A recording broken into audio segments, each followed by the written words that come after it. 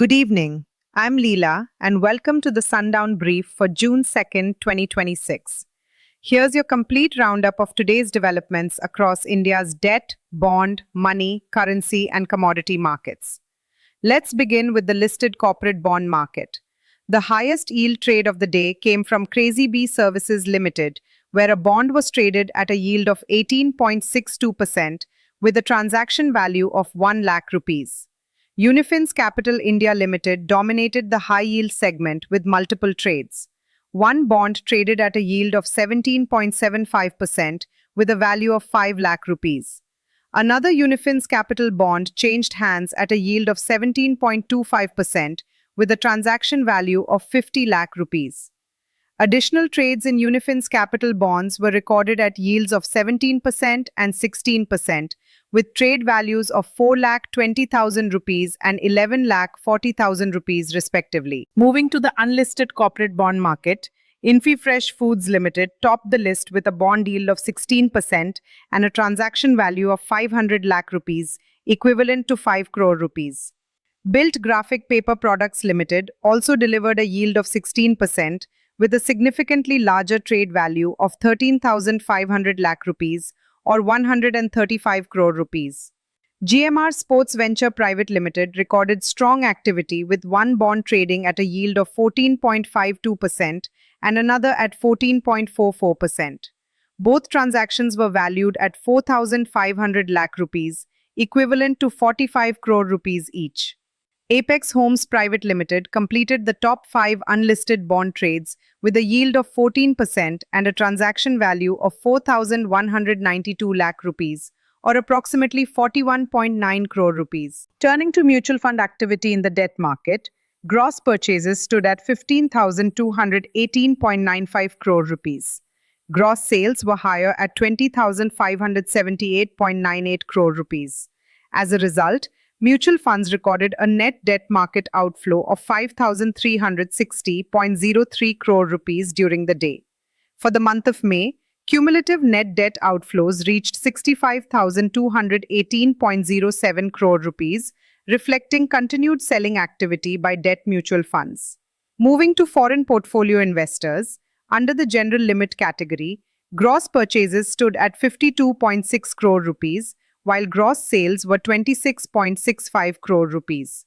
This resulted in net inflows of 25.95 crore rupees under the general limit route. Under the voluntary retention route, or VRR, gross purchases were 451.62 crore rupees, compared with gross sales of 431.69 crore rupees, resulting in net inflows of 19.93 crore rupees.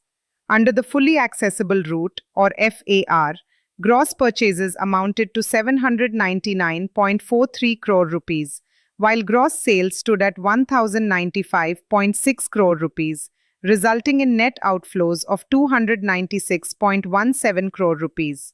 Month to date, FPI debt investments showed net outflows of 723.37 crore rupees under the general limit category, inflows of 127.41 crore rupees under VRR, and inflows of 2,348.13 crore rupees under FAR. For calendar year 2026, cumulative FPI debt investments show net outflows of 4,118 crore rupees under the general limit category and 2,825 crore rupees under VRR. However, FAR continues to attract strong foreign participation, with net inflows of 16,961 crore rupees.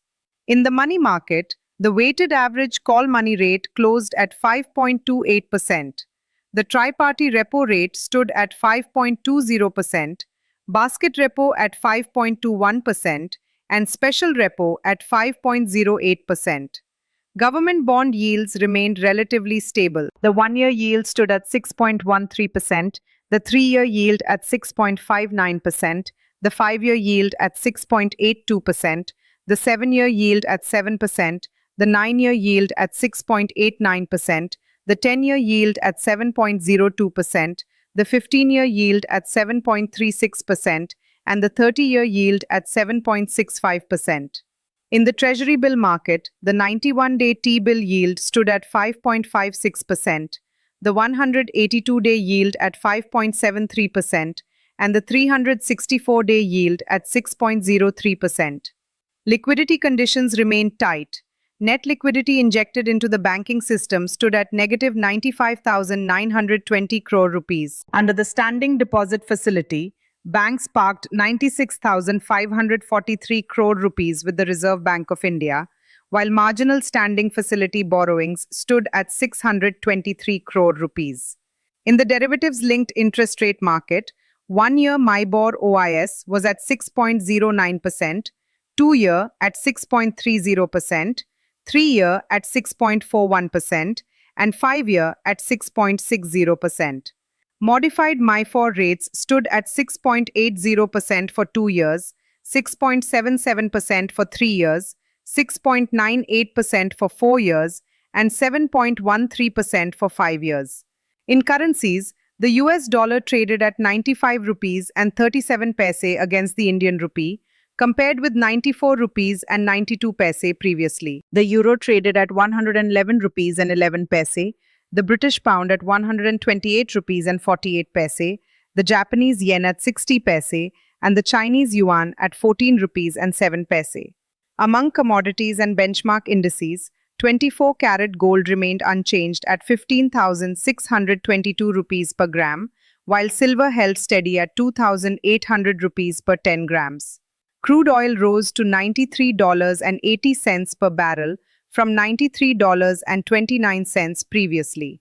Indian equities ended higher, with the Sensex closing at 74,649.84, compared with 74,267.34 in the previous session. The Nifty closed at 23,483.55, up from 23,382.60. Finally, in the primary corporate bond market, Hero FinCorp Limited raised 125 crore rupees through a 24-month issue, carrying a coupon of 8.75% and an AA+ credit rating. Unifin's Capital India Limited raised 20 crore rupees through a 24-month bond issue, offering a coupon of 13%. NHPC Limited launched a 2,000 crore rupee issue across multiple tranches with tenures ranging from 73 to 181 months and a coupon of 7.67%, supported by AAA ratings. IIFL Finance Limited raised 100 crore rupees through an 877-day bond issue, carrying a coupon of 9.9% and an AA rating. Navi Finserv Limited issued 150 crore rupees of bonds with a 67-month tenure and a coupon of 11.5%, carrying an A rating. 361 Prime Limited entered the market with a 1,500 crore rupee issue, carrying an AA rating. Dar Credit and Capital Limited raised 14 crore rupees through a 31-month issue with a coupon of 12.75% and a BBB- rating. Early Salary Services Private Limited completed a 110 crore rupee bond issue with a 27-month tenure, offering a coupon of 10.5% and carrying an A- rating. That wraps up today's Sundown Brief. I'm Leela. Thank you for watching, and we'll see you tomorrow with another comprehensive update from India's financial markets.